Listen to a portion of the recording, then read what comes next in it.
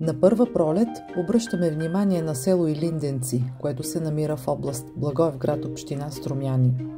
През 17 век селото е носило името Беличе, а от 1951 се прекръства на Илинденци по молба на жителите, в знак на почит към Илинденско-Преображенското въстание.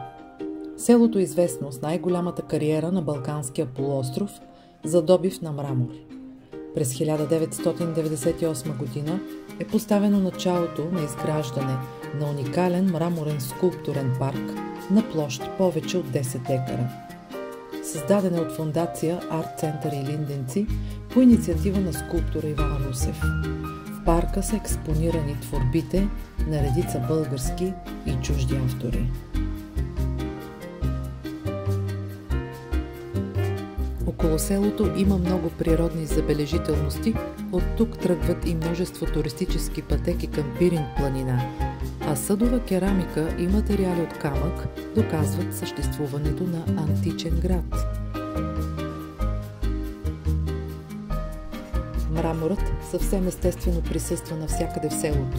В центъра са изградени мраморни шадравани и чешми, а настилката отново е мрамор. Интересен е комплексът от 6 глинени къщи под скалите, при който се използва автентична технология и екологични материали от камък, дърво и глина със слама. Над селото се намира лековит извор с малък параклисен комплекс, известен като извора на Ванга, а водата се препоръчва за лечение на различни заболявания.